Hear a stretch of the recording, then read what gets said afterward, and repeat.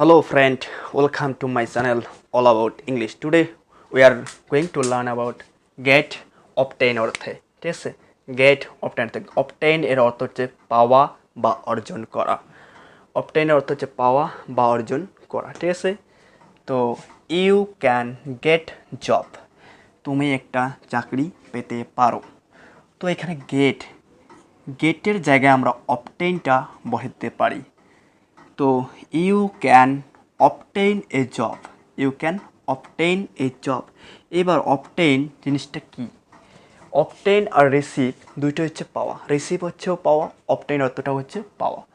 তো রিসিভের ক্ষেত্রে তোমাকে কোনো কিছু পাওয়ার জন্য কিছু করতে হয় না বাট এই অবটেইনের ক্ষেত্রে তোমাকে কোনো কিছু পাওয়ার জন্য তোমাকে কিছু চেষ্টা করতে হয় ঠিক আছে মনে করো you can get a job তুমি একটা চাকরি পেতে পারো তো চাকরি তো আর এমনি পেতে পারো না চাকরি পেতে গেলে কী লাগবে চাকরি পেতে গেলে তোমাকে অ্যাপ্লাই করতে হবে এমনকি তোমাকে ইন্টারভিউ দিতে হবে তারপরে তো তারা তোমাকে জব দেবে তো এই যে প্রসেসটা করা এই যে প্রসেসের যে একটা চেষ্টা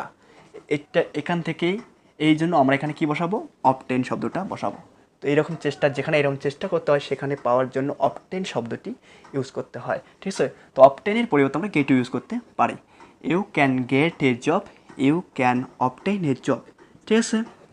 তারপর দেখো next you can get information তুমি তথ্য পেতে পারো ইউ ক্যান গেট ইনফরমেশন তুমি তথ্য পেতে পারো তো তথ্য পেতে গেলে তথ্য আর এমনি তো পাবে না তথ্য পাওয়ার জন্য কী করতে হবে তোমাকে সার্চ করতে হবে তাই না তো এইটাও একটা চেষ্টা এখানেও একটা চেষ্টা লাগবে মানে কিছু চেষ্টা করতে হবে চেষ্টা করলেই তবে তো তুমি ইনফরমেশানটা পাবে এমনি কেউ তো তোমাকে আসে ইনফরমেশান দেবে না তো ঠিক আছে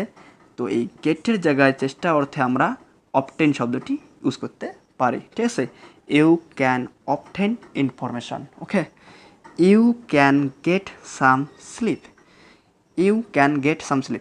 গেট এখানেও ঠিক তাই তুমি কিছু ঘুমাতে পারো তো ঘুমানোর জন্য কি তোমাকে বেটে যেতে হবে শুতে হবে তারপর তো ঘুম আসবে নাকি না তো এমনি তো আসবেন ঠিক আছে তো you can obtain some slip তো এখানেও আমরা অবটেন শব্দটি ইউজ করতে পারি ঠিক আছে you can get some slip you can obtain some slip